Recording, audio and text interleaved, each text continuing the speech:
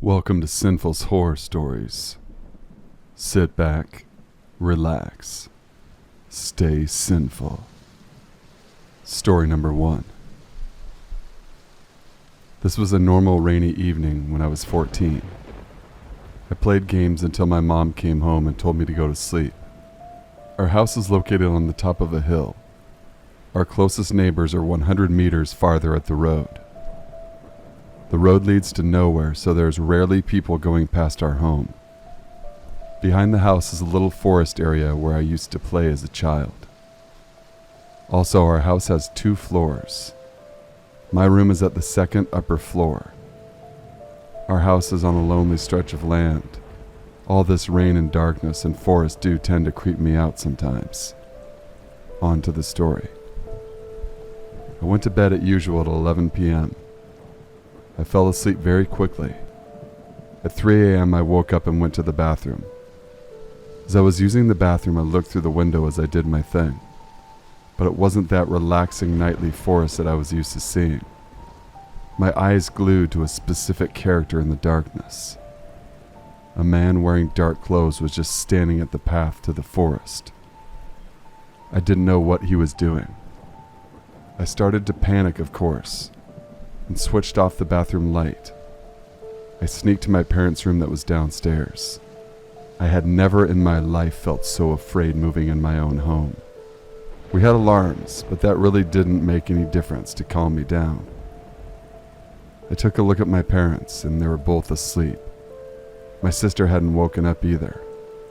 I went to the kitchen and peeked through the window. There he was, still standing at the pathway. I now clearly could see his whole body. He was a normal-sized man. I couldn't figure out his face, though.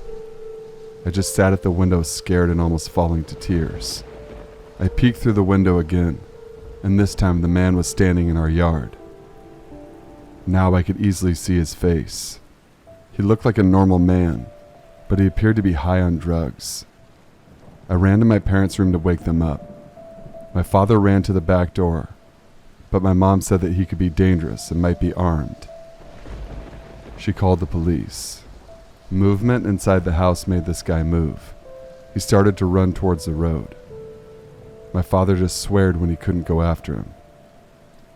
Now we just waited for the cops to show up. Even my heavy sleeper sister woke up.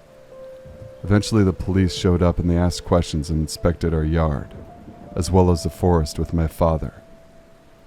At this point I went to sleep again with a little help by my mom, since I was pretty shaken up. But I was too tired to fall asleep. Next day we got a call from the police. That man was on drugs and the cops said he was harmless. They advised us to call them again if we saw him one more time. We happily didn't. I still live in the same place a few years later, and this night still gives me nightmares. Story number 2. This literally just happened, and I'm shaking and a bit upset. A bit of background. I live in a neighborhood that is infamous for its high crime rate and the amount of drug users that live here. But the rent is cheap, so what can you do? Anyways, I was walking our dogs, already heading back home. We were climbing a steep road that led to a bigger road, and on both of the sides of the steep road were chain link fences. Behind them on both sides a construction site. Lots of spruce and pine trees, so it was a bit shadier. As we were walking up the road, I hear voices about 200 meters. That's a little over 200 yards behind me. I glance backwards, as I don't like bumping into people during night, as it's almost 2 a.m. right here, right now. I see 2 dark figures, both male, judging by their voices. They're not on the road, but hiding in the thick bushes, which grow along this road. They have flashlights. I can see 2 beams of light scanning the trees and the road. It's not that dark, so it seems a bit odd. I brush it off, maybe they dropped their keys or whatever. And then I hear the other one say, "Where did that bitch go?" My blood freezes. The guy sounds absolutely furious. Then he continues, "It's your fault. Apparently he says that to the other man. The other guy responds with, "That's not what we should be focusing on. We need to find her." He sounds equally pissed, a bit anxious and rushed. They're not speaking loudly, but loud enough that I can hear them. I pick up the pace and usher our dogs to walk faster. They're adamant on going straight home. They can feel my fear. While we reach the end of the road, we turn right and I look towards the place I saw the men. Nothing. Complete stillness. I head home, and as I'm trying to open the door which leads to the apartment complex I live in with my wife, I hear a scream.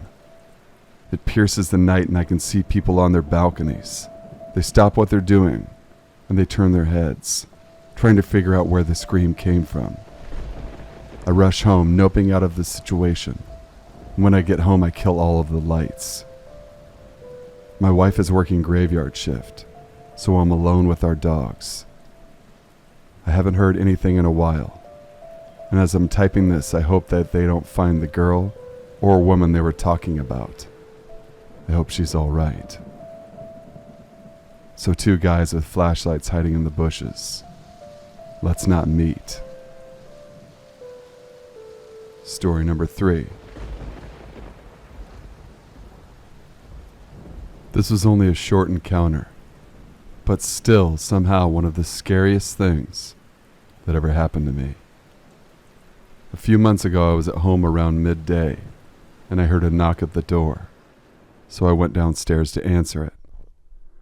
I opened the door and was greeted by a short man I'd never seen before. His appearance was fairly unremarkable. Thick stubble, mustache, short hair, but he had the creepiest eyes I'd ever seen. They were wide and unblinking, just staring at my soul. The man asked me in a slow, trance-like voice if I had any bolt cutters he could borrow. Bear in mind, I knew my neighbors, and he was not one of them.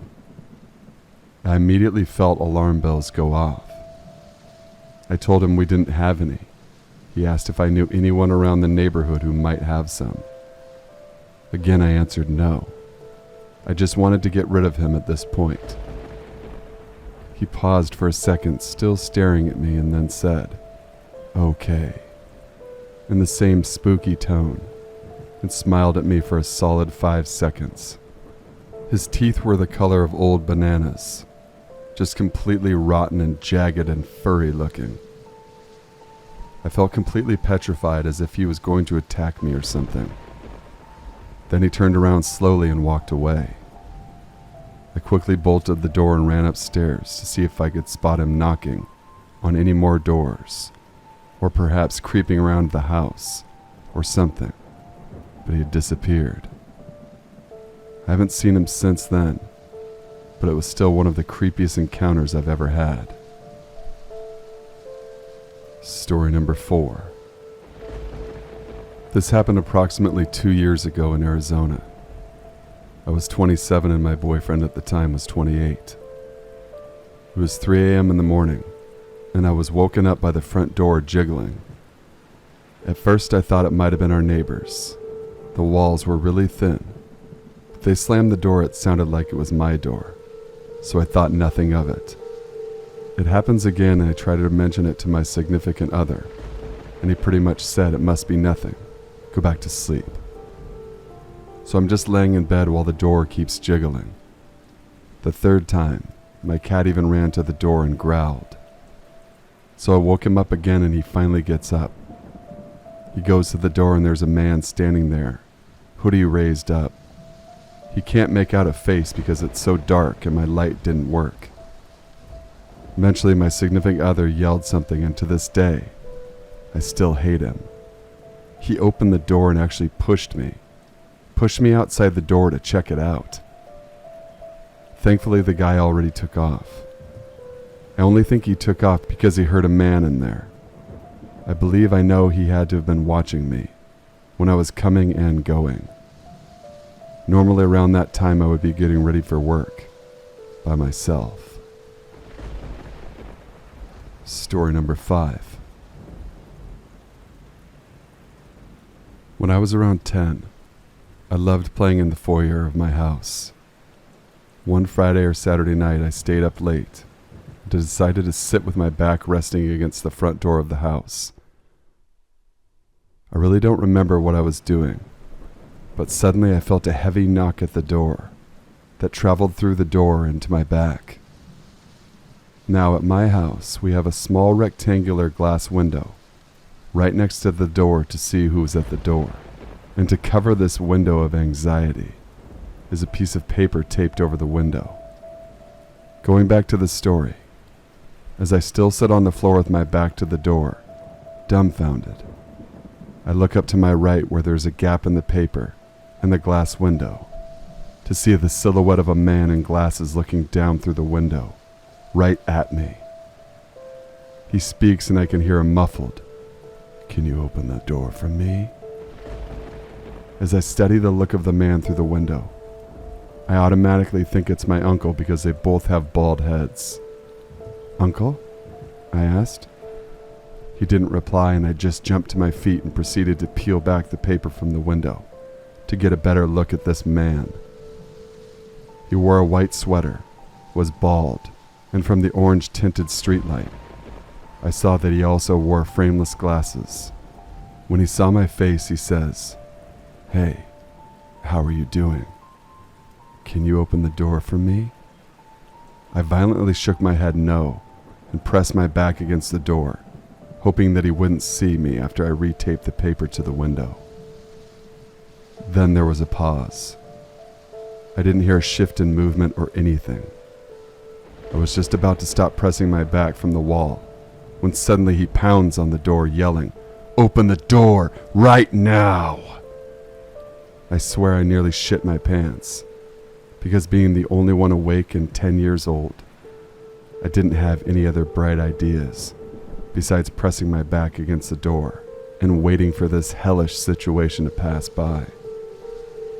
The pounding and yelling didn't last for a minute, and when it did, I ran down to the living room to wake my dad up sleeping on the couch. I also remember looking at the digital clock we had and saw that the time was 11:49 p.m. My dad got up, walked to the door, opened it, and stuck his head out to find no one there. I never played in the foyer again, and I'm also still wondering who the hell was at my door. Story number 6.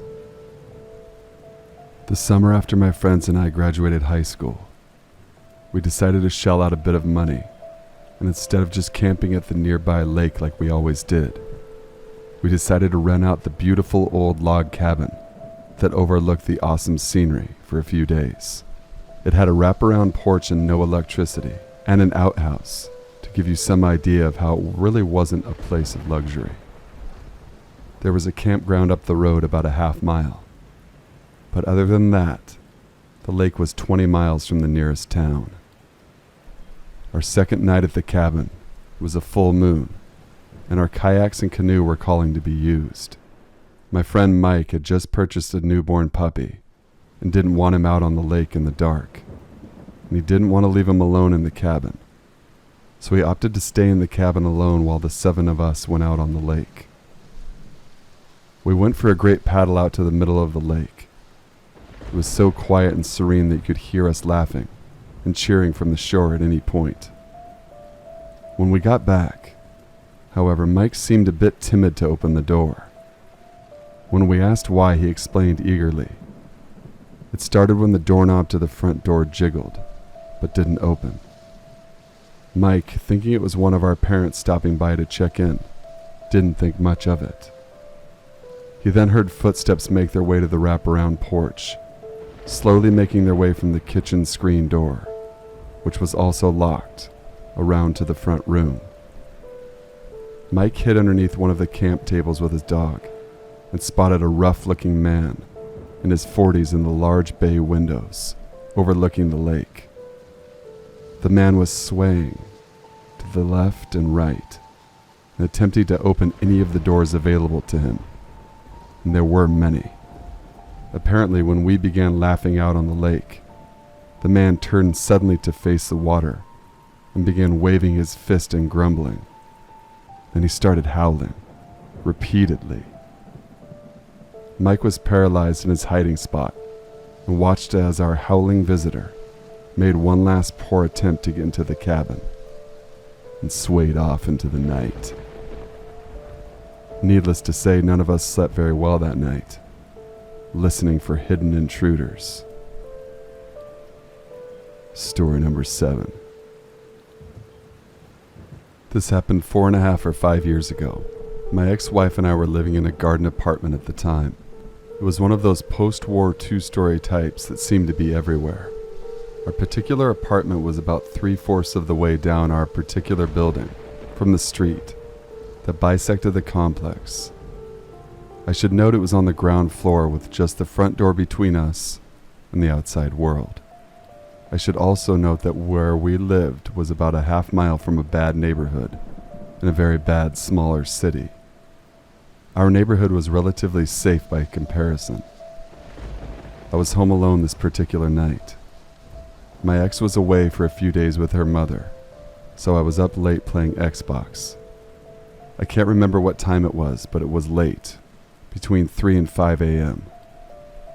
As I'm sitting there, there's a loud knock at the door, about 2 or 3 to be exact.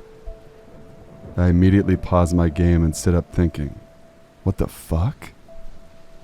In my overtired mind, I rationalize it as someone trying to find another apartment and simply making a mistake, or perhaps my brother-in-law needed to stop by to pick something up. I honestly wasn't nervous or afraid, just puzzled. However, I think my subconscious somehow kept me glued to the seat. I did not move or make a sound. I just sat there listening and waiting. When no further knocks came and no one rang the bell or called out, I thought nothing else of it. I sent my wife a text message to something the effect of, someone just knocked on the door, and immediately went to bed. Around 7:30 or 8 in the morning, I'm awoken by the doorbell and a couple of sharp knocks on the door. Without looking at my phone, I go and answer it to find my father-in-law standing there with a grin on his face. All he said was to call my wife's name. She's worried something happened to you. I asked why, and he just laughed, threw his hands up and said, I don't know. Now I'm really confused. I run to the bedroom and call her from my cell. She said after I sent the text message to her a few hours prior, she panicked and tried texting me back, but I never answered. So she got scared. I asked what she was talking about. Someone just knocked on our door and left. Then she drops the bomb on me. She tells me that she's heard from a couple of people in the complex that the neighborhood had several home invasions recently, all with the same MO. A knock on the door in the middle of the night. And if someone answered, they were tied up, their place was robbed. There may have been violence involved, but I can't remember now. I thought my heart was going to stop there on the spot. All I could do was assure her I was okay, and that I'd be careful. I had some serious problems sleeping for a few days later. Thankfully, we moved out shortly after. Thank you guys for watching and listening. Please be sure to leave a like, subscribe, and share. Be sure to leave your notification bells on, that way you're alerted to every new Sinful's horror video. I hope everyone's week has gone amazing, and I hope you guys have nice sinful plans for Friday and Saturday night. Until we all meet again, stay sinful.